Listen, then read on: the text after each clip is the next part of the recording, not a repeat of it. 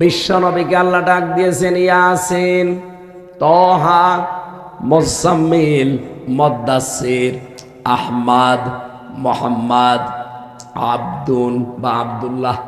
কয়টা? বিশেষ বিশেষ নাম এগুলো। অন্যান্য নাম আরো কোরআনে কারিমে বহু জায়গায় আপনি পাবেন। আল্লাহ পাক সূরা আহজাবের 45-46 নাম্বার আয়াতে 5টা নামে ডাক দিয়েছেন। ইয়া আইয়ুহান নাবিয়্যু ইন্না আরসালনাকা শাহিদাও ওয়া মুবাশশিরাও ওয়া নাযীরা ওয়া দাঈয়ান ইলাল্লাহি বিইযনিহি ওয়া সিরাজাম মুনীরা। বলেন আল্লাহু আকবার। নামকরণ হিসাবে সূরা তহা, এটা আমার আল্লাহর নবীর নাম। বিশ্ব নবীর এই নাম ধরে আল্লাহ সূরাটা নাজিল করেছেন। ৭৪ নাম্বার আয়াতে আল্লাহ অপরাধী যারা, পাপিষ্ঠ যারা, তাদের কিছু কথা জানিয়েছেন। এরপরে আছে যারা নেককার মানুষ হবে, মুমিন, এদের সম্পর্কে কিছু কথা আল্লাহ জানিয়েছেন। আমরা দেখব যে আমরা কোন দলে আছি। ইন্নাহু মাইয়াতি রাব্বাহু মুজরিমান ফাইন্না লাহু জাহান্নাম। আল্লাহ পাক বলেন অবশ্যই যে ব্যক্তি অপরাধী হয়ে, মুজরিম মানে পাপিষ্ঠ হয়ে, গুনাহগার হয়ে তার রবের কাছে আসবে, আল্লাহ পাক তাকে ফেলে দেবেন জাহান্নামে। লা ইয়ামুতু ফিহা ওয়া লা ইয়াহইয়া। এই লোকটা জাহান্নামে পড়ার পরে মরবেও না, বাঁচবেও না। এটা ছিল বাংলা অর্থ। এবার আসেন তো, অপরাধী হয়ে আল্লাহর কাছে গেলে ফেলবে কোথায়? আরো জোরে বলেন। জাহান্নাম কয়টা? জাহান্নাম একটা, কিন্তু তার স্তর আমরা জানি 7টা, 100টার উপরে আছে। জান্নাত একটা না, জান্নাত একটা, তার স্তর আল্লাহ সাজিয়েছেন 100টার উপরে। আমি কোরআনেই প্রায় 100টার উপরে স্তর পেয়েছি। আমরা সব বেশি হলেও জানি মাত্র 8টা। এগুলো স্তর, দরজা। যেহেতু জাহান্নামের আলোচনা আজকে করছি, আমি তথ্যগুলো যে তাফসীর থেকে পেয়েছি এইটা আগে শোনাচ্ছি। রব্বুল আলামিন বলেন জাহান্নামের ভেতরে সাউদ নামে পাহাড় আছে। 17টা সাউদ পাহাড় বানিয়েছেন আল্লাহ 17টা জাহান্নামের ভেতরে। 2 নম্বরে গাইয়া, এটা বাংলা অর্থ গর্ত। এই গর্ত জাহান্নামের ভেতর আছে 59টা। ওয়াইল নামে একটা ভয়ঙ্কর গর্ত আছে, ওয়াইল, এটা হচ্ছে একটা মাত্র আছে। এই ওয়াইল থেকে জাহান্নামের অন্যান্য যে জায়গাগুলো তারাও আশ্রয় চায় আল্লাহর কাছে, যে আল্লাহ তুমি যাই করো ওয়াইলের কাছে নিয়ে যেও না। অথচ এই ওয়াইল নামক যে এই স্থানটা জাহান্নামের ভেতরে, এখানে আল্লাহ পাক তাদেরকে দেখবেন যে মানুষগুলো নামাজ পড়ে। কথাটা কেমন হয়ে যাচ্ছে বলেন তো, যে নামাজ না পড়াই ভালো ছিল। ফাওয়াইলুল লিল মুসাল্লিন, কি কোনদিন শোনেননি? ফাওয়াইলুল লিল মুসাল্লিন। আল্লাহ বলেন আফসোস, আক্ষেপ, ওয়াইল নামক দোজখ, ওয়াইল নামক স্থান ওই মুসল্লিদের জন্যে আল্লাযীনা হুম আন সালাতিহিম সাহুন। যেই মানুষগুলো দুনিয়াতে নামাজ পড়ে কিন্তু নামাজে উদাসীন। কুমিল্লাবাসী খুব খেয়াল করে মিলাবেন, কত বড় বড় অপরাধের কথা কোরআনে আল্লাহ দিয়েছেন। কোন অপরাধের জায়গায় ওয়াইল নামক জায়গায় হবে আল্লাহ দেননি। ওয়ানাদাউ ইয়া মালিকু লিয়াকদি আলাইনা রাব্বুকা ক্বালা ইন্নাকুম মাকিসুন। বলেন আল্লাহু আকবার। সূরা যুখরুফের ভেতরে আল্লাহ জানিয়েছেন এই ওয়াইল নামক জাহান্নামের এই স্থানে যারা আসবে, এত কঠিন এবং ভয়ঙ্কর জায়গা এটা, এখানে যারা প্রবেশ করবে এই মানুষগুলো দারওয়ান ফেরেশতা, যিনি কর্তা ফেরেশতা মালিক, তাকে বলবে, ও মালিক তোমার রবকে বলো তিনি যেন আমাদেরকে নিঃশেষ করে দেয়, আমরা আর পারি না। হযরতে মালিক জাহান্নামের দারোয়ান ফেরেশতা বলবে, না এটা আমার দ্বারা বলা সম্ভব না, তোমরাই বলো দেখি। কিন্তু সাবধান, কাফের যারা তাদের কোনো বলা আমার আল্লাহ শুনবেন না। বলেন নাউজুবিল্লাহ। কথাটা কেমন হয়ে যাচ্ছে? দারোয়ান আমাকে জিজ্ঞাসা করার পরে বলছে যে তুমি নিজেই বলো। আমি নিজেই বলতে গেলাম, তারপরে দারোয়ান আমারে জানাচ্ছে যে না, কাফেরদের কোনো কথা আল্লাহ শুনবে না। আমার ভাইরা, তার মানে কাফেরদের কথা, জাহান্নামে যে মানুষগুলো ওয়াইলে চলে গেছে এদের দুর্ভাগা এরা। এখন কারা এরা, কোন স্তরে স্তরে ভাগ আল্লাহ করেছেন এবার আমরা কোরআন থেকে দেখব। আমরা আবার ওই জায়গার কাছাকাছি চলে গেলাম না তো। জাহান্নাম আমি আবার বলছি, বলেন তো কয়টা? একটা। বলেন বলেন। এর স্তর, প্রধান স্তরের 7টা। আমি যে বাংলাদেশে না, এই এশিয়া মহাদেশের ভেতরে সবচাইতে কঠিন এবং ভয়ঙ্কর একটা জেলখানায় আমরা ছিলাম। হাই সিকিউরিটি বলা হয়। বড় বড় যারা মার্ডার মামলার আসামি, যারা বড় বড় ডাকাত, যাদের জীবনে মার্ডারের কোনো অভাব নেই, কেউ 200, 250, 500 মার্ডার করেছে, এরকম মানুষ ওখানে, যারা এক একজনের জেল হচ্ছে 260 বছর। আমি মুকিম গাছিকে পেয়েছিলাম, ওনারে বললাম কয় বছর জেল দিয়েছে আপনার? আমার 260 বছর জেল। 40 বছর আমি আছি জেলে, কবে বের হব জানি না। পুরা জেল খেটে যদি ওর বের হওয়া লাগে, ওর আর একবার জন্ম নেওয়া লাগবে না। সুইডেন আসলাম ভাই ছিল, 27 বছর জেলে আছে, এখন মনে হয় বের হয়েছে। সাহেল চৌধুরী নায়ক, ওনার যে হত্যা করেছিল মামুন, সেও জেলে আছে আজ 25 বছর, সেও বের হয়েছে। তো ওখানে এইরকমই 2-4 বছর 5 বছরের জন্য না, যারা আছে ওরকম 25 বছর, 30 বছর, 40 বছর, এক একজনের নামে মামলা 150টা, 200টা, 500টা। ও কবে জামিন করাবে, কবে বের হবে, আর কবে হাজিরা দেবে। এই জন্য বেরও হতে চায় না, বলে বের হয়ে করবো কি, ও সারা জীবন খালি আদালতে হাজিরা দেওয়া লাগবে। এরকম ভয়ঙ্কর জায়গায় আমরা দেখেছিলাম স্তর করা আছে। সাধারণ যারা আসামি তাদেরকে ওয়ার্ডে দিয়ে দেয় 30 জন 40 জন, আপনারা বাড়ির মতো থাকেন। এরপরে যারা আছে তাদেরকে একটু নর্মাল জায়গায় দেয়। একেবারে কড়া যারা জঙ্গি মামলার আসামি, দুর্ধর্ষ যারা মার্ডার মামলার, তাদেরকে দেয় ফাঁসির ছেলে। এর চাইতে আরো যারা ভয়ঙ্কর তাদেরকে দেয় ফাঁসির কন্ডেম সেলের ভেতরে। এর চাইতে আরো যারা কঠিন, একেবারে সর্বশেষ, এর চাইতে আর ভয়ঙ্কর মানুষ দুনিয়ায় নেই, তারে দিয়ে রাখে কবর সেলে। কবরের মতো সেল বানিয়ে রেখেছে। আপনি যাবেন, শুধু আটক করে দেবেন, নড়াচড়া করতে পারবেন না। আমি সবগুলো একটা একটা করে দেখেছিলাম। এটা বাংলাদেশে শুধু হাই সিকিউরিটি জেলখানা আর রাজশাহী, এই 2 জায়গায় আছে, বাকি কোনো জায়গায় এত কঠিন সেল নেই।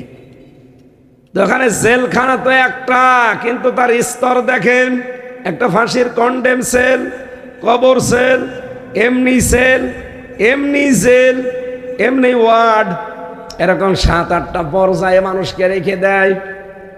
প্রত্যেকের জন্য আবার আলাদা আলাদা শাস্তি আছে। যে এত ভয়ঙ্কর, যার চেহারা দেখলে আপনার ভয় লাগে। সুইডেন আসলাম নামে যে লোকটার কথা বললাম, এত ভয়ঙ্কর দেখতে, আপনি যদি একবার সরাসরি প্রথমে দেখেন, আপনি পানি খেতে বাধ্য হবেন। চেহারাও যেরকম, উঁচু লম্বাও সেরকম, মানে দেখলে একটা ভয়ঙ্কর। আল্লাহ মনে হয় বানিয়েছে ওইভাবে।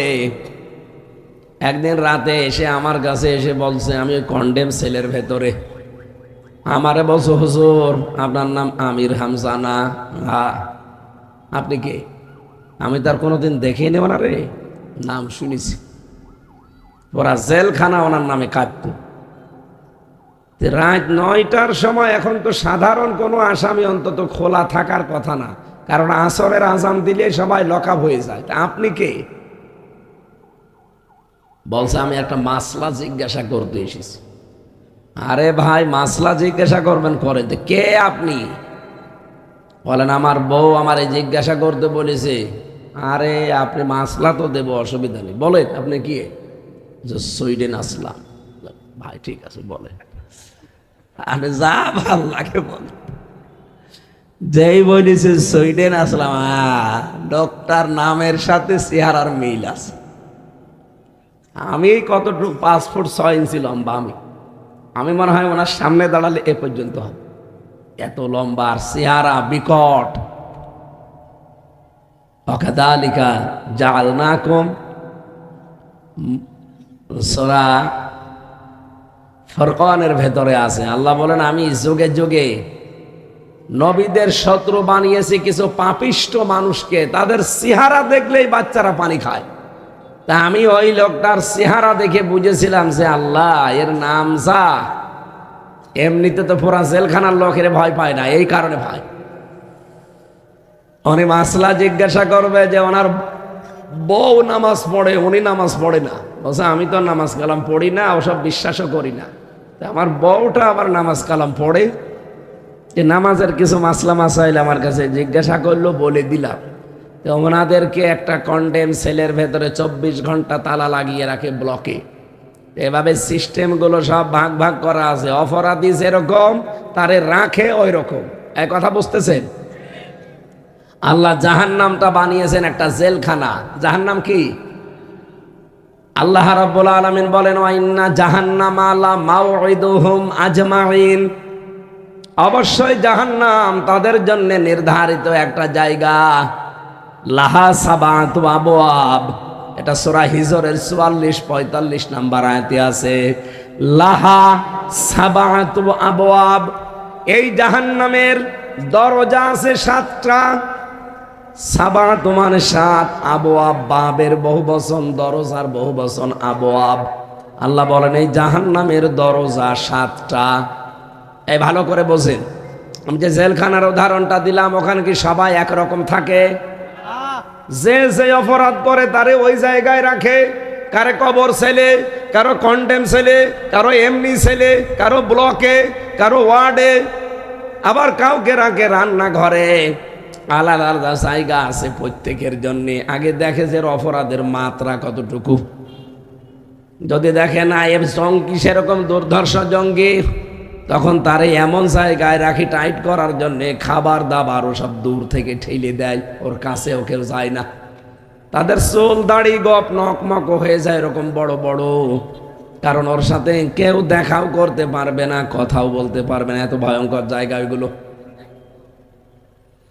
মাওলানা এনায়েতুল্লাহ বলে একজন আছে, আমার নিস্তালায় ছিল, ওরে আমি দেখেছি 22 বছর লোকটা জেলে আছে, জঙ্গি মামলার আসামি।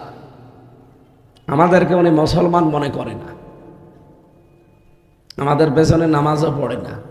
ওরা আইএস নাম শোনেননি? আইএস নাম শুনেছেন? জামাত ইসলামের সেক্রেটারি জেনারেল অধ্যাপক মিয়া গোলাম পরওয়ার, উনি নামাজ পড়াবে, আমরা সবাই নামাজ পড়াবো ওনার পেছনে, কিন্তু উনি বলছে না। উনি যেহেতু জামাত ইসলামের সেক্রেটারি, গণতন্ত্র মানে ওনার পেছনে নামাজ হবে না। আমি চিন্তা করলাম, আল্লাহ, মিয়া গোলাম পরওয়ার রে যদি মুসলমান মনে না করে, আমারে তো বলবে ও কাফেরের বাপ। আমি একদিন যে বললাম, ভাই আমি না, আপনার পেছনে নামাজ হবে না। আপনি নামাজ পড়বেন কার পেছনে? পুরা জেলখানায় তো আপনি একা। আর একজন আছে, সে হচ্ছে আল্লাহর দলের সভাপতি, আর তার ছেলে হচ্ছে আল্লাহর দলের সেক্রেটারি। এই দুই বাপ বেটা আজ প্রায় 17 বছর জেলে আছে। কিছু কিছু উল্টাপাল্টা লোক আছে ভয়ঙ্কর, কিন্তু জঙ্গি আসল যেটা, সেটা এই দেশে নেই। এগুলো সব নাটক মন্তস্ত্র করে হাসিনা বানিয়েছিল এই মনিরুলকে দিয়ে। বাংলাদেশে একটা জঙ্গি হামলা হয়েছে বলেন? কারণ নাটক কেউ লিখতেও পারে না এখন, আর কেউ সাজাতেও পারে না। আর যেই শয়তানগুলো এগুলো সাজাতো, এই মনিরুল, আসাদুজ্জামান, এই ডিসি মান্নান, এরপরে মশিউর, এই শয়তানগুলো যে কোথায় আছে এখন, এই জকরা দরকারি শয়তানগুলো। এদের কারণে হাজার হাজার সন্তানের জীবন নষ্ট হয়ে গেছে। অপরাধ কে? তারা ইসলাম মানত, শিবির করতো, এই অপরাধ। এখন অনেক শয়তান বলছে যে না, এই মামলাগুলো আবার চালিয়ে যাওয়া লাগবে, ওকে আগে মামলা দেওয়া দরকার জঙ্গির। কয়েকজন আছে সেগুলো এখন জেলখানায়, যেগুলো সিরিয়া, পাকিস্তান এবং আফগানিস্তান এবং অন্যান্য দেশের নিয়ম নীতি মেনে তারা চলতে চায়। তারা বাইরে এখন আর কেউ নেই। যা ছিল হাসিনা বানিয়েছিল ওই বাংলা ভাই আনসারুল্লাহ, এরপরে যে আব্দুর রহমান শায়েখ, ওগুলো চলে গেছে। এখন বাকি আর কেউ নেই। যেগুলো আছে দুই একটা একটু উগ্র, ওগুলো এমনি টাইট হয়ে যাবে। তো বাকি আপনি ইসলামী আন্দোলন করে একামতে দিনের দায়িত্ব পালন করে তাদেরকে জঙ্গি নাটক সাজিয়ে এতদিন আটক করে রাখতেন। এটা যে পুরাটা মিথ্যা তামাম দুনিয়া এখন জেনে ফেলেছে। এই জন্য 6 মাসে একটা নাটকও বাংলাদেশে আর কেউ দেখতে পাচ্ছে না। আমার নামে দিয়েছে জঙ্গি মামলা। আনসারুল্লাহ কি জানো কি, আমি জীবনে নাম শুনিনি আনসারুল্লাহ কি টিম। আর আপনি আমার বানিয়ে দিয়েছে সারা বাংলাদেশের প্রধান। আমার শরীর চলে না আর আমি আনসারুল্লাহ বাংলা টিমের প্রধান।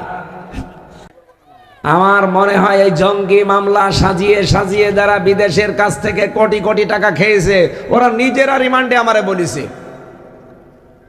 এই কাউন্টার টেররিজম যেই কয়টা দায়িত্বে ছিল, এই আসাদুজ্জামান কাউন্টার টেররিজমের প্রধান এবং মনিরুল, নাম শোনেননি?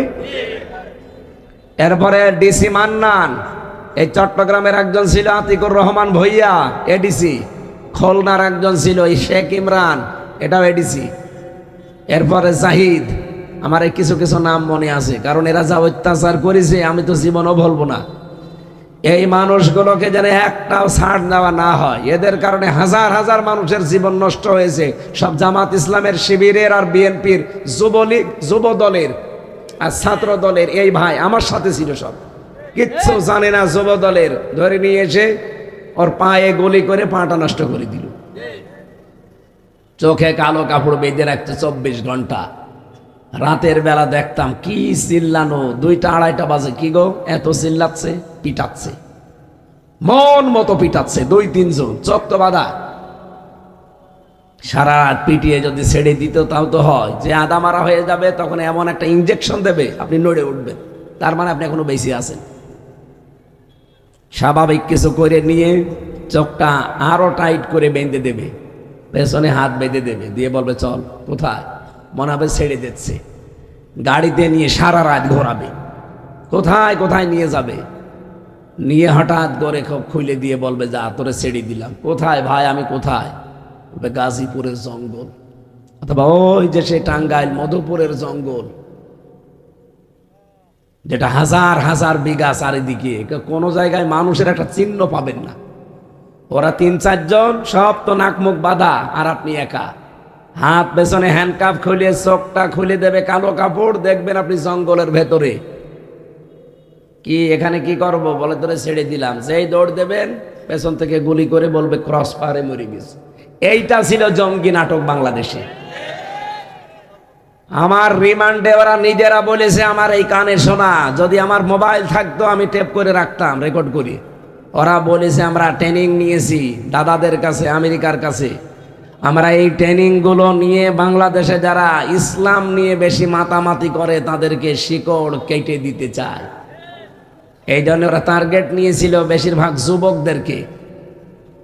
কিচ্ছু জানে না, আন্দাজে এই 30 বছর 35 বছর বয়স, এরকম ছাত্র দল যারা করে, যুব দল যারা করে, ছাত্র শিবির করে, এই জামাত ইসলামের যারা যুবক কর্মী সব এই বয়সের না, এদেরকে ধরে একেবারে সেটে কেটে এই নামটা দিলে তো আর কোনো সমস্যা নেই। এখন যেমন ওই নামে পুরাটা আল্লাহ উল্টিয়ে দিয়েছে। এখন যদি কেউ বলে আমি জয় বাংলার লোক, করে জয় বাংলা করে দেবে। কাল রাতে এক মহিলা গিয়েছিল, বলছে যে এই 32 নম্বর ভাঙা যাবে না, এ জয় বাংলার, একেবারে জয় বাংলা করে দিয়েছে। সুতরাং ওই নামটাই আল্লাহ অভিশপ্ত বানিয়ে দিয়েছে। আমি জাহান্নামের স্তরের কথা বলছিলাম কেন? কারণ যে যেই ধরনের অপরাধ দুনিয়ায় আমরা করছি, মরণের পরে আল্লাহ ওই রকম একটা স্তরে আল্লাহ আমাকে রাখবে, আপনাকে রাখবে। লিকুল্লি ইমরি না লাহা সাবাতু আবওয়াব লিকুল্লি বাবিম মিনহুম জুজউম মাকসুম। পৃথিবীতে যে যেই ধরনের অপরাধ করছো কিয়ামতের দিন জাহান্নামের ওই দরজা দিয়ে আল্লাহ তাকে প্রবেশ করাবে, তার জন্য ওই অংশটা নির্ধারিত। এখন আপনি কোন অপরাধে আছেন, আপনার আমার জন্য কোন জায়গাটা নির্ধারিত দেখেন। প্রথম নাম্বারের নাম হচ্ছে জাহান্নাম। জাহান্নামের একটা দরজার নামই কি? এই ক্লাস চলছে, এটা জবাব দেন, নাম কি? জাহান্নাম। এই জাহান্নামের ভেতরে কাদেরকে আল্লাহ রাখবেন? সূরা নাবার 21 এবং 22 নাম্বার আয়াতে রব্বুল আলামিন জানিয়েছেন। আল্লাহ রাব্বুল আলামিন বলেন, ইন্না জাহান্নামা কানাত মিরসাদা লিত্তাগিনা মাআবা লাবিসিনা ফিহা আহকাবা। এখানে কয়েক প্রকার মানুষের নাম আছে। এক নম্বরে জাহান্নাম নামে যে দরজা আল্লাহ বানিয়েছেন, এই দরজা দিয়ে তাদেরকে প্রবেশ করাবেন। লা ইয়াকদা আলাইহিম লা ইয়াকদা ইয়ামুতু ফিহা। কোরআনে কারিমে আল্লাহ বলেন, এই জাহান্নামের ভেতরে মানুষকে দেওয়ার সঙ্গে সঙ্গে ওর অবস্থা এমন হবে, ও মরবেও না, বাঁচবেও না, আর্তনাদ করবে। লোকটা বলবে আমি মরতে চাই, আল্লাহ বলেন না, তোর আর কোনো মরণ নেই। এখান থেকে একটা মাসলা বের হয়। এটা যদিও অনেকের সাথে আমার মত মিলবে কিনা জানি না, আলেমদেরকে আমি আরো চিন্তা ভাবনা করার জন্য বলছি। এই বাংলাদেশ আর ভারতে আমি এটা পেয়েছি, বিশ্বের অন্যান্য যতগুলো দেশে গেছি, মিশেছি মানুষের সাথে, আমি এটা পাইনি। বলবো, ভালো করে মিলাবে। এই দেশে আমরা অনেকেই মনে করি আমি যা করি করি, কালেমা তো পড়েছি, জান্নাত একদিন যাবই। এই বিশ্বাস আমাদের নেই? আমারও এই বিশ্বাস আছে আমি জান্নাত যাব, কিন্তু কালেমাটা তো ঠিক রাখা লাগবে। এক কথা বলেন এখানে। এই যে মাছ ধরতে যায় যারা খালই নিয়ে, কি বলে? মাছ যার উপরে রাখে কি বলে? খালই, কোলা। এখন আমি যদি মাছ ধরে ধরে ওর উপরে রাখি, নিচে যদি ছিঁড়া থাকে, ফাটা থাকে, যত আল্লাহর ওলি আমি হই, মাছ ঢালি থাকবে। আপনি যে কালেমা পড়েছেন, এই কালেমা তো টিকিয়ে রাখা লাগবে ভাই। ওযু করলে যেমন ওযু ভেঙে যায় 7টা কারণে, নামাজ পড়তে গেলে 19টা কারণে নামাজ ভেঙে যায়, রোজা রাখলে রোজাও ভেঙে যায়, হজ করলে হজও ভেঙে যায়, না ভাঙে না? আপনি যে ইমান এনেছেন, ইমান আছে না গেছে টের পেয়েছেন? কারণ ইমান 10টা কারণে ভেঙে যায়। কয় কারণ? আরো জোরে বলেন। এই পৃথিবীতে যারা আল্লাহ রাসূলের চাইতে, বিশ্ব নবীর চাইতে অন্য কোন আদর্শকে যারা ভালো মনে করে, তার ইমান নষ্ট হয়ে যায়, ভেঙে যায়। এই যে 10টা কারণ আমি লিখেছি তাফসীর থেকে, এর একটা কারণ এই, যারা আল্লাহর নবী মুহাম্মদুর রাসূলুল্লাহ বাদ দিয়ে অন্য কারো আদর্শকে ভালো লাগে, পছন্দ করে, ওর সঙ্গে সঙ্গে ইমান ভেঙে যায়। আপনি আব্দুল্লাহ বিন উবাইয়ের নাম শোনেননি? এই লোকটা নামাজ পড়তো, রোজা রাখতো, নবীজির সাথে ইফতারি করতো, আল্লাহর নবীর সাথে হজ করতো, কিন্তু ওই লোকটার আদর্শ হিসাবে আবু জেহেলকে মেনে নিত, নবীজিকে মানত না। এখন বলেন তো, সে কালেমা পড়েছে না পড়ে নাই? নামাজ পড়েছে না পড়ে নাই? রোজা রেখেছে না রাখে নাই? হজ করেছে, ইফতারি করেছে, সব নবীর সাথে মিলে। শুধু আদর্শ মানতে গিয়ে রাজনৈতিক জীবনে ও মেনে চলতো আবু জেহেলকে, নবীকে মানত না। আপনি এটা এখন বাংলাদেশে মিলান। কত মানুষ নামাজ পড়ে, রোজা রাখে, হজ করে, যাকাত দেয়, দান সাদকা করে, দাড়ি রাখে, নবীর মতো টুপি পরে, কিন্তু রাজনৈতিক জীবনে যে দেখবেন ও নবীকে আর মানে না, ও তখন আদর্শ হিসাবে ওর বাবারে, ওর স্বামীরে মানে। আব্দুল্লাহ ইবনে উবাই যদি জাহান্নামে যায়, তা আপনি জান্নাতে যাবেন কোথায় পেয়েছেন? আপনাকে যদি আল্লাহ জান্নাত দেয়, তাহলে আব্দুল্লাহ বিন উবাইকেও জান্নাত দেওয়া লাগবে। এই কাটসাট কথা যদি কেউ না বুঝার ভান করে থাকেন, যে না হুজুর আমি তো বুঝতে পারি না, আসেন এদিকে আসেন, কানের নিচে এমন জোরে 2টা দেব, এমনি টের পেয়ে যাবে। এত সহজ ভাষায় বলার পরও বোঝো না? আরে ভাই অজু করলাম, অজু 7 কারণের এক কারণ আমার দেখা দিয়েছে, বাই বের হয়ে গেল, অজু থাকবে? এখন যদি বলেন অতটুকুই আর কি হয়, কি হয় মানে অতটুকুই অজু শেষ, তাহলে ভাঙা অজু দিয়ে কি নামাজ হয়? তাহলে ভাঙা ইমান দিয়ে জান্নাত পাওয়া যায়? তাহলে আপনার ইমান যে আছে আপনি তো টের পাচ্ছেন না। যার আদর্শ রাসূল ছাড়া অন্য কেউ, তার ইমানই তো ভেঙে গেছে। কালেমা পড়লে জান্নাত হয়, কালেমা তো হিন্দু পড়ে। হিন্দুরা এই যে এখন যদি বিপদে পড়ে, আমি নিজে বরিশালে যখন পড়তাম, নৌকায় যাচ্ছি দেখি টলছে নৌকা, ঝড় উঠেছে, এই কারণে আমরা লা ইলাহা ইল্লাল্লাহ পড়ি। হিন্দু দাদা আর দাদি দুইজন পড়ছে লা ইলাহা ইল্লাল্লাহ। কি গো দাদা, দেখে মনে হচ্ছে অন্য ধর্মের মানুষ আপনি, কারণ ওদের হাতে আর এই কপালে কি দেওয়া থাকে না, গলায় আবার ওই যে ওইটা দেওয়া থাকে। আর দাদির এ তো দেখেই বদাদ আছে যে এই জায়গায় ওই লাল জিনিস দেওয়া। কবে মুসলমান হয়েছেন? মুসলমান কবে হইলেন যেভাবে কালেমা পড়েন? যে মুসলমান হইনি, কালেমা পড়ছেন। বলছে আরে বেটা, যে ঝড় উঠেছে এ কালী দুর্গার কাজ না, আল্লাহ লাগবে।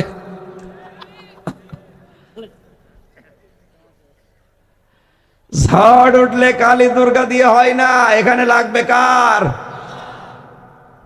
এখন যদি বলেন কালেমা পড়লেই জান্নাতে চলে যাব, যাবেন তো ওই লোকটাকে কোথায় দেবেন আপনি? ওই দাদা দাদিও তো ঝড় থেকে বাঁচার জন্য কালেমা পড়ছিল। এই জন্য সেই মানুষগুলো দুনিয়াতে বিশ্ব নবী বাদ দিয়ে অন্য কাউকে আদর্শ মানেন, আপনার নামাজ রোজা হজ যাকাত দান সাদগা সব মাঠে মারা যাচ্ছে। এই সহজ কথা না বোঝার ভান করে যে বসে আছেন আপনি, আপনাকে কি বুখারী শরীফ দিয়ে কোরআন শরীফ দিয়ে ওয়াজ করলে হবে না বাকারি শরীফ লাগবে বলেন? আমি আশা করছি আপনি বুঝেছেন, এরপরও না বুঝলে ওমা আলাইনা ইল্লাল বালাগ, আমার দায়িত্ব পৌঁছিয়ে দেওয়ার। আমাদের ইমান অনেকের ভেঙে যাচ্ছে ভাই। ভাঙা ওযু দিয়ে যেমন নামাজ হয় না, ভাঙা ইমান দিয়ে জান্নাত পাওয়া যাবে না। এই জন্য কিয়ামতের দিন আল্লাহ ফাইনাল একটা ঘোষণা দিয়ে দেবেন যে যারা জান্নাতে আছে জান্নাতে যাও, যারা জাহান্নামে আছে জাহান্নামে থাকো। মৃত্যুকে একটা দম্বার আকারে নিয়ে এসে সবাই করে দেবে যে আর কেউ কোনোদিন মৃত্যুবরণ করবে না, যে যেখানে আছে ওইটা ফাইনাল, কেউ কোনো জায়গা থেকে আর কেউ বের হবে না। এই হাদিস পড়েননি? এই হাদিস আমাদের তো সচরাচর বলা হয় না, খালি বলা হয় কালেমা যখন পড়েছেন জান্নাত একদিন যাবেন। এই আশায় তো মানুষ অপরাধ ছাড়তে চায় না। কালেমা পড়লে জান্নাত যাবেন, তো কালেমাটা টিকিয়ে রাখা লাগবে না? কালেমাই তো টিকে থাকে না। খ্রিস্টান আর ইহুদিরা ওই সময় বলতো ওয়াকালু লাং তামাসসানান নার ইল্লা আইয়ামাম মাদুদা।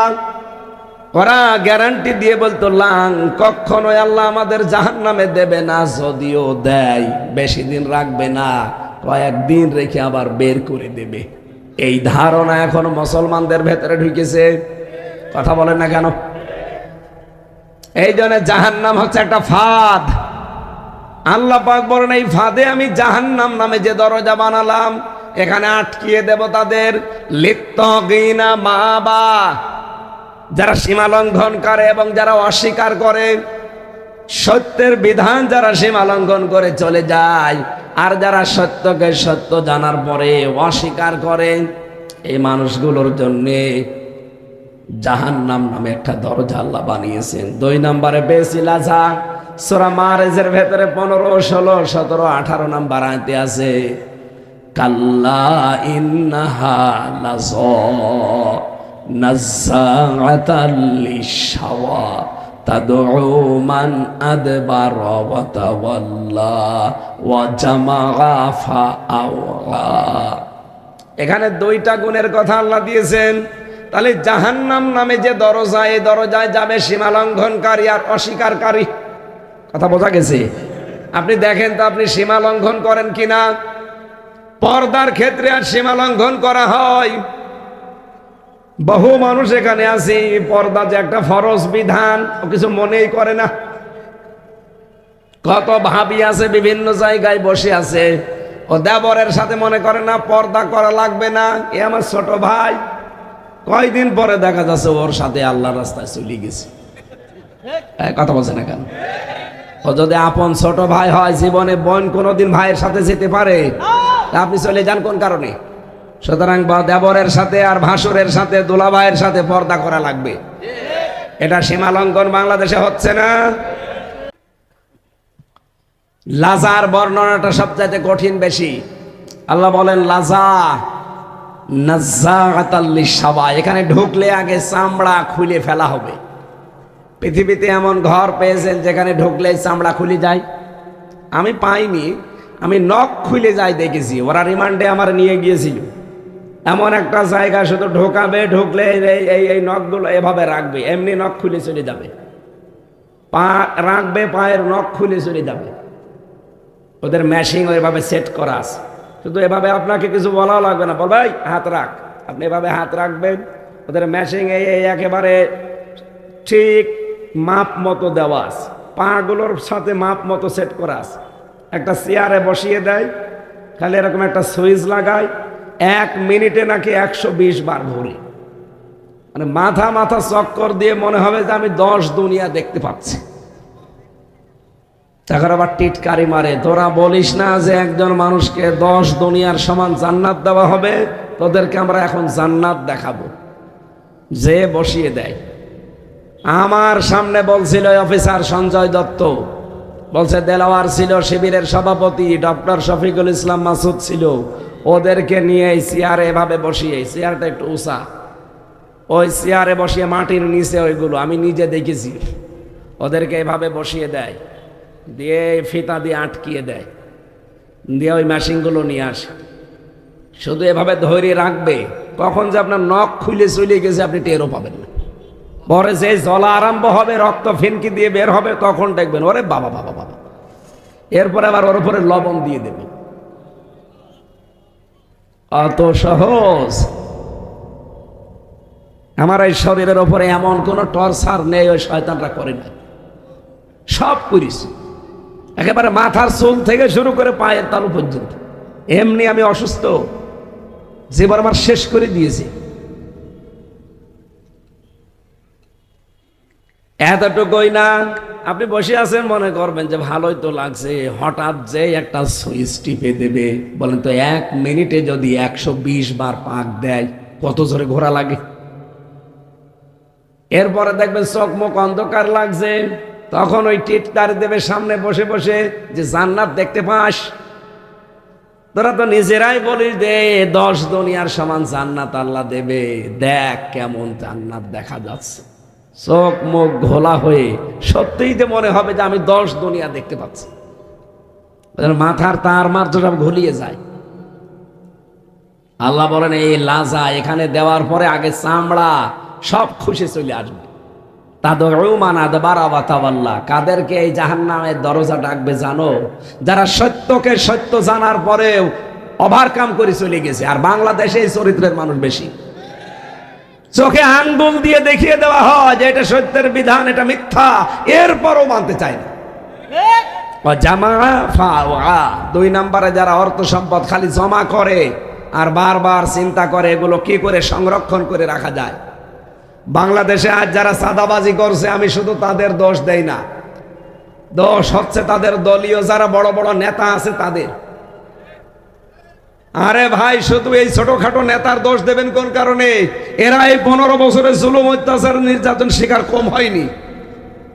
তাদের বাড়িতে আজ খাবার নেই, মেয়েকে পড়াতে পারে না, ছেলের বিয়ে দেবে টাকা নেই, স্ত্রী অসুস্থ, অথচ আপনি এই দলের নাম ভাঙিয়ে কোটি কোটি কোটি কোটি টাকার মালিক। কি করবেন আপনি টাকা নিয়ে? টাকাগুলো এই 54 বছরে তো কম কামাননি। আর এরা তো এই 15 বছরে আগে কি সুন্দর মাল কামাইতাম আমরা, সেটা তো দেখ বন্ধ হয়েছে। অন্তত 54 বছরের আগেও যারা ছিলেন, যারা কামাই করেছেন, আমি চাই শুধু 15 বছরের বিচার না, এই 54 বছরে যারা বৈধ অবৈধ কামাই করেছে প্রত্যেককে যেন দুদুকে ধরে। এই কথা বলেন না কেন? আপনি কোথায় পেলেন এত টাকা? 54 বছরে যে যেইভাবে কামাই করেছে, সে যদি জামাত ইসলামের হয়, বিএনপির হয়, জাতীয় পার্টির হয়, যে দলের লোক হোক, যারই অবৈধ ইনকাম, আপনি দেখবেন লোকটা কামাই করতে পারে কতটুকু। যদি লিমিট ক্রস করে একটা লোক বলেন তো 10,000 কোটি টাকার মালিক কিয়ামত পর্যন্ত হায়াত পেলে হতে পারে? তো কিভাবে হইল? অবশ্যই কিছু করেছে, তারাই ধরা হোক। তারা যদি ধরেন আগামী দেশ এমনি সংশোধন হয়ে যাবে। আগামীতে নির্বাচনে আর কালো টাকা কেউ বিলোপন করতে পারবে না। এই জন্য আপনারা যারা মুসলিম মানুষ, আমি জানি আপনাদের টাকা আছে, আপনার টাকাগুলো এই নিম্ন যে কর্মীগুলো আছে, ছোটখাটো নেতা আছে, এদেরকে দেন। জামাত ইসলামের একটা লোক জেলখানায় গেলে তার বাড়ির খাবার পর্যন্ত দলীয় লোকজন দিয়ে আসে, তার মামলা চালায়। এই দল করলে যদি এ পর্যন্ত পাওয়া যায়, তে আপনি কি হয়েছেন? আপনার দলের লোক চাঁদাবাজি করবে মানে আপনার টাকা নেই? এরা তো ফকির ফাকরা, টাকাই নেই, তারপরও এরা এভাবে দেখে শুনে চলে, আর আপনার টাকার অভাব নেই। এই জন্য বিএনপি যে ভাইগুলো করেন, উপরে যারা আছেন বড় বড় দায়িত্বে, টাকাগুলো খরচ করেন। আমি জানি আপনারা আমার সাথে জেলে ছিলেন, আমি দেখেছি কোটি কোটি কোটি কোটি কোটি কোটি টাকার মালিক। এই টাকাগুলো নিশ্চয় যারা আছে ইউনিয়ন, ওয়ার্ড, থানা পর্যায়ের এই ছোটখাটো নেতাদের, এই কর্মীদেরকে দিয়ে দিন, কারণ তারা এই 15টা বছর জুলুম, অত্যাচার, নির্যাতন স্বীকার করে টিকেছিল। এই কথা বলেন না কেন? এটা আপনারা চান না? এদের এই টাকাগুলো বিলোপন করুক, দেখেন সামনে চাঁদাবাজি বন্ধ হয়ে যাবে। আরে ভাই, শুধু চাঁদাবাজি করলে এদের দোষ দেওয়া ঠিক না। এ মানুষগুলো কত জুলুম সহ্য করেছে জানেন? বড় বড় নেতা যারা, তাদের তো কিছুই হয় না, তারা তো ঠিক মতোই মাল কামিয়ে তাদের ছেলে মেয়ে সব বাইরে পড়াশোনা করাচ্ছে। মাঝখান থেকে আমাদের মতো পাগল ছাগল মরিছি আমরা। না, এটা আর সামনে হতে দেওয়া যাবে না। চাঁদাবাজদের বিরুদ্ধে কিন্তু এখন সবাই সোচ্চার। সুতরাং এদেরকেও যদি বাঁচাতে চান, দল বাঁচাতে চান, টাকাগুলো অন্তত নিয়ে আসেন, এসে এদের ভেতরে খরচ করেন। আমি আপনাদের বাঁচার জন্য বললাম, নয়তো যেদিন ধানমন্ডির মতো ধরবে, কি এদেশের মানুষ যখন এখন রাস্তা পেয়ে গেছে, ধরলেই 32। যেদিন ভেঙেছে হিসাব দেখেছেন, 5 2 32, 5 2 25, কত হয়? সব মিলে 32 বানিয়ে দেবে। অনুরিদু আন্না মুন্না আলাল্লাযিনা ইসতাদঈফু ফিল আরদি ওয়া নাজআলাহুম আইম্মাতান ওয়া নাজআলাহুমুল ওয়ারিসিন। এটা তো আমি বানালাম নাকি? এটা একটা আরবি প্রবাদ। কি? সূরা কাসাস 5 নম্বর আয়াত। আল্লাহ বলেন, আমি ইচ্ছা করলাম অনুগ্রহ করব কাদের উপরে? আলাল্লাযিনা ইসতাদঈফু ফিল আরদ, ওই দেশে জমিনের উপরে যাদেরকে ফেরাউন দুর্বল করে রেখেছিল। এই 54 বছর একটা মিথ্যা কথা দিয়ে এই দেশের ইসলামপন্থী যারা, হকপন্থী দল যারা, তাদেরকে মিথ্যা তহমত দিয়ে তকমা লাগিয়ে সারা পৃথিবীর কাছে, এই দেশের মানুষের কাছে কালার করে রেখেছে একটা চেতনার নাম দিয়ে। আপনি বিশ্বাস করেন এইটাই সত্য? এই যে রাজাকার বলেন, আল বদর বলেন, আল শামস বলেন, যা বলে গালি দেওয়া হয়, যাদেরকে দেওয়া হয়, এই মানুষগুলো এখন পৃথিবীতে আর নেই। এখন যদি কাউকে এই নামে গালি দেন, তার বয়সও তো ওই পর্যন্ত ছিল না, আপনি গালি দেবেন কোন কারণে?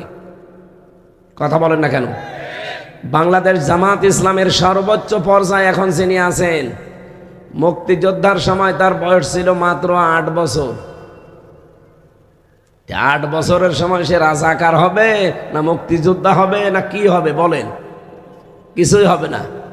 তার মানে ওখান থেকে সর্বোচ্চ পর্যায়ে যিনি এখন দায়িত্বে আছেন, সেখান থেকে শুরু করে ইউনিয়ন পর্যন্ত, ওয়ার্ড পর্যন্ত, এমন কোনো ওয়ার্ড নেই, ইউনিয়ন নেই, থানা নেই, পৌরসভা নেই, উপজেলা নেই, জেলা নেই, বিভাগ নেই, এই দেশ এমন কোনো জায়গা নেই যেখানে জামাত ইসলামী বাংলাদেশের একজন মানুষ নেই।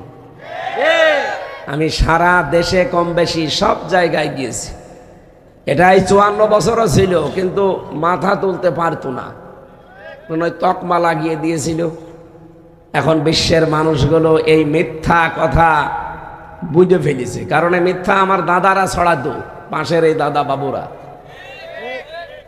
মাইক্রোসফট এটা খ্রিস্টানরা চালায়, তারা এখন তথ্য দিয়েছে 257টা রাষ্ট্র দুনিয়ায় আছে, সবচাইতে বেশি মিথ্যা তথ্য প্রচার করে ভারত। সুতরাং এই 54 বছর এই মাজলুম দলের ওপরে আপনারা যেটা লাগিয়েছিলেন এটা যে মিথ্যা কথা, এ আর কিছু বলাও লাগবে না।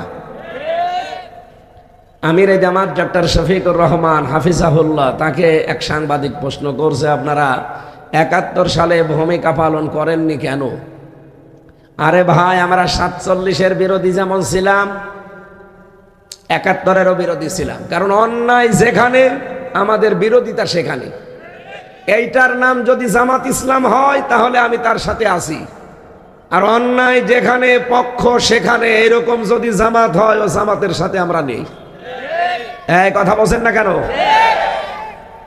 ওই সময় 71 সালে যে আপনারা, আমি তো শুধু পড়িয়েছি কিতাবে, ইতিহাসে। আমার তো 33 বছর বয়স, 92-তে আমার জন্ম। আমি জানবো কি করি? আমার বাবা ওই সময় হয়েছে কিনা আমি জানি না, মনে হয় 2-1 বছর হতে পারে। বাবার বয়স এখন কত, 55 না 56? 54 বছর আমরা স্বাধীন হয়নি, তার মানে ওনার 1-1.5 বছর 2 বছর বয়স। সেই হিসাব করে বলছি, ওই সময় আমরা যা পড়ছি এখন চেপে রাখা ইতিহাস, এই বইটা ফ্ল্যাশ করা দরকার। এগুলো গোপন আছে তো। এই যে আমার ফাঁসি চাই, এতদিন গোপন ছিল না, ব্যান্ড ছিল না, এখন প্রকাশ হওয়ার পরে মানুষ আসল তথ্য পাচ্ছে। আমি মেজর ডালিম বলছি, এই বইগুলো যেমন এখন প্রকাশ হচ্ছে, চেপে রাখা ইতিহাস, এইটাও প্রকাশ হওয়া দরকার। দেশের বহু মানুষ বুঝবে যে এই মাজলুম দলের উপরে কত মিথ্যা তথ্য এরা ছড়িয়েছে। ওই সময় পাকিস্তান যে অন্যায় করেছিল, আমাদের অধিকার হরণ করেছিল, জুলুম আরম্ভ করেছিল, ওদের পক্ষে জীবনও আমরা ছিলাম না, ওদের বিপক্ষে ছিলাম। কিন্তু আমরা ওদের পক্ষে না বিপক্ষে থেকে করব কি? যেখান থেকে আমরা ট্রেনিং নিয়ে আসবো ভারতে, ওখানে আমরা মুসলমান পরিচয়ে গেলে আমাদের জীবনেও তারা মেনে নিত না। মাওলানা ভাসানী গিয়েছিল, সে একটা কমিউনিস্ট আন্দোলন করত, চীনপন্থী কমিউনিস্ট। তার নামের আগে শুধু মাওলানা লেখা আছে, এই কারণে সে 3 মাসের পরে পালিয়ে আসতে বাধ্য হয়েছে। তার বিশ্বাস, তার আন্দোলন সব চীনপন্থী কমিউনিস্ট। এরপরে নামের আগে শুধু মাওলানা লেখা, এই কারণে যদি দাদারা থাকতে না দেয়, সেই সময় মাওলানা মতিয়ার রহমান নিজামী, মাওলানা আব্দুস সোবহান, এই নামের আগে আলেম লেখা দেখলেও শয়তানরা জীবনও আমাদেরকে আশ্রয় দিত। আর ওদের যে দুর্বিসন্ধি ছিল, এই 24 সালের ডিসেম্বরের 16 তারিখে সব মোদি ফাঁস করে দিয়েছে। স্বাধীনতা আমাদের জন্য না, স্বাধীন নাকি ওরা। ওই স্ট্যাটাস দেয়নি, বাংলাদেশের স্বাধীনতা আমাদের। এই কারণে ওই সময় ইসলামপন্থী এবং জামাত যারা, তারা চায়নি যে এই স্বাধীনতা আমাদের দরকার নেই, কারণ জীবন দিয়ে, রক্ত দিয়ে, ইজ্জত দিয়ে স্বাধীনতা অর্জন করব, ওই শয়তানরা সব নিয়ে যাবে। আর নিয়েছেও ঠিক। আপনি দেখেন 71 সালে এই দেশ থেকে সোনা, রূপা, তামা যত কিছু ছিল সব পাচার হয়ে নিয়ে চলে গেছে, এদেশে কিচ্ছু রাখে নাই। আর এই 54 বছর ধরে ধরে পাঠিয়েছে শুধু বাবা আর ডাল। এখনো পর্যন্ত পাঠাতো, যদি কন্যা থাকতো, কন্যা নেই, এই জন্য পাঠাতে পারছে না। এদেশ থেকে সোনা পাচার হয়, রূপা পাচার হয়, তামা পাচার হয়, স্বর্ণ পাচার হয়, আর ওখান থেকে খালি ডাল আসে আর বাবা আসে। আর গাঁজা, এদেশে গাঁজা এমন পর্যায়ে পৌঁছিয়েছিল, জেলখানায় যে দেখি এক লোক গাঁজার গাছ লাগিয়েছে। জেলার এসে বলছে, আরে শয়তান, তোরে পুলিশে ধরে দিয়েছে গাঁজা খাওয়ার কারণে, তুই জেলের ভেতরে গাঁজার গাছ লাগিয়েছিস, তুই নিয়ে আসলি কি করে বল? বলছে, স্যার ওই যে আদালতে গিয়েছিলাম, আমার তো বন্ধুর অভাব নেই, তারা যেহেতু খায়, ওরা আদালতে দেখা করতে এসেছিল, আর ওই গাঁজার কিছু বীজ ওইটা ওই পলিথিনের ভেতরে বেঁধে আমাকে দিয়েছিল, ওইটা আমি এই গালের ভেতরে দিয়ে এই জায়গায় কিভাবে যেন কায়দা করে ভেতরে ঢুকে চলে এসেছি, মেশিনও আমারে ধরতে পারে না। এসে আমি টবের উপরে গাঁজার গাছ লাগিয়েছিলাম, আজ 2 মাস হয়ে গেল, দেখেন কি সুন্দর গাছ হয়েছে। জেলারে বলছে, তোরে আমি আর কোথায় দেব? ফাঁসির কন্ডেম সেলের ভেতরে তোরে রেখে দিয়েছি, মানবতার কারণে একটু খুলে দি দিনের বেলা, যে এই ব্লকে হাঁটাহাঁটি করবে, আর তুই গাছ আর গাছ এখানেও লাগিয়ে দিয়েছিস। কোথায় পৌঁছিয়ে দিয়েছে দাদা বাবুরা আমাদের, আর বন্ধুত্বের দাবি করে। এই জন্যই তো এই অভদ্র মহিলাটা এই কথা বলেছিল যে যা দিয়েছি আমরা জীবনেও তারা আমাদের বলতে পারবে না। সারা জীবন তার বাবা সহ শুধু দিয়েই গেছে, কিছুই তো নিতে পারেননি। আমরা মুক্তিযুদ্ধের বিরুদ্ধে ছিলাম, এই কথাটা মিথ্যা কথা। আমরা পাকিস্তানের বিরুদ্ধে, তাদের অন্যায়ের বিরুদ্ধে ছিলাম, কিন্তু এই ভারতের সাহায্য নিয়ে তাদের বিপক্ষে না। এটা করলে আমাদের ক্ষতি হতো, সেটা 24 সালে প্রমাণ হয়েছে। স্বাধীন করলো এই দেশের মানুষ, আর মোদি বেটা বলে যে স্বাধীনতা আমাদের। এটা 54 বছর আগে বাংলাদেশের আলেম ওলামা ইসলামপন্থী মানুষ বুঝেছিল, আর 54 বছর পরে এখন দেশের মানুষ টের পাচ্ছে। কি বাস্তবতা এটা না? স্বাধীনতা বাংলাদেশের, আর ওরা নিজেরা নিজেদের ঘোষণা দেয় যে আমাদের স্বাধীনতা এটা। এই কারণে আমরা ওটা চাইনি। আমরা চেয়েছি আমরা এককভাবে যুদ্ধ করে দেশটা স্বাধীন করবো। এই কথা বলেন না কেন? আমার কথা বোঝা গেছে? এই 54 বছর এই মিথ্যা তকমা লাগিয়ে এই মাজলুম দলের উপরে জুলুম নির্যাতন অত্যাচার যা চালিয়েছেন, মেহেরপুরে শিবিরের সাবেক সভাপতি, জেলা সভাপতি তারিক ভাই, তার বাড়ি থেকে তুলে নিয়েছে প্রকাশ্যে দিবালোকে এই জায়গায় অস্ত্র ঠেকিয়ে মেরে ফেললো আমার সামনে। আর এখন শুধু বাড়ি ভাঙে তাই আপনাদের অন্তরে লাগে কেন? তারেক কি মানুষ না? সে এক বাপের এক ছেলে। তার দোষ এতটুকু যে ইসলামী ছাত্র শিবিরের সে মেহেরপুর জেলার সভাপতি, আর তার বাবা মেহেরপুর জেলা জামাতের আমির। এই তারা কোনো অপরাধ নেই। ভালো মানুষ তুলে নিয়েছে, আপনি ক্রস দিয়ে মেরে ফেললেন সবার সামনে। একটা মানুষ হয় কোনো কথা তোমার মুখ দিয়ে আসে না, আর একটা বাড়ির চাল খুলে নিচ্ছে, এই তোমার অন্তরে লাগে। পৃথিবীর ইতিহাসে এটাই, কোনো ফ্যাসিস্ট, কোনো খনি, কোনো জালিমের বাড়ি ঘর আছে এই দুনিয়ায় কোনো ইতিহাসে লেখা নেই। সবগুলো ধ্বংস হয়েছে। এই দেশেও জালেমদের বাড়ি ঘর ধ্বংস হবে, এইটাই ফাইনাল। কারণ ওগুলো চিহ্ন রাখার দরকার নেই। আগামী প্রজন্ম যারা আসবে ওই চিহ্ন দেখে আরো ঘৃণা করবে। সুতরাং মিঠে যাক, দরকার হয় ওখানে মন্দির বানিয়ে দেন অথবা মসজিদ বানিয়ে দেন, সর্বোপরি যদি কিছু ভালো না লাগে পায়খানা বানিয়ে দেন, লিখে দেন জাতীয় টয়লেট। কে আবু জেহেলের বাড়ি যদি হতে পারে, আবু জেহেল জালেম ছিল, পৃথিবীতে যারা জালেম তাদেরও বাড়ি ঘর এটাই করা লাগবে। এজন্য আগামী থেকে কেউ যেন জালেম হওয়ার চেষ্টা করবেন না। এটা কিন্তু আর আগস্টের 5 তারিখের আগে নেই। এ দেশ এখন পাল্টিয়ে গেছে। এই কথা বলেন না কেন? আগামী থেকে যারা আসবে এই দেশে বসবাস করতে হলে মানবতা নিয়ে, ইসলাম নিয়ে বাস করা লাগবে। আল্লাহ বলেন এই দলটার উপরে তারা বহু অত্যাচার করেছিল। মুসা নবীর দল ওইটা। কোন নবী? আমি আল্লাহ ইচ্ছা করলাম তাদের উপরে অনুগ্রহ করে জমিনের নেতা তাদেরকে বানিয়ে দিলাম, আর জমিনের উত্তরাধিকারী আমি তাদের বানালাম। এটা হাজার হাজার বছর আগের কথা। আমার মনে হয় এখন যারা মাজলুম তাদের পক্ষে আল্লাহ এই আয়াতটা প্রতিফলন ঘটাবেন। অনুমাক্কিনা লাহুম ফিল আরদ, জমিনে আমি তাদেরকে শাসন ক্ষমতা দেব। শুধু এতটুকু আল্লাহ শেষ করেননি। কেন দেব জানো?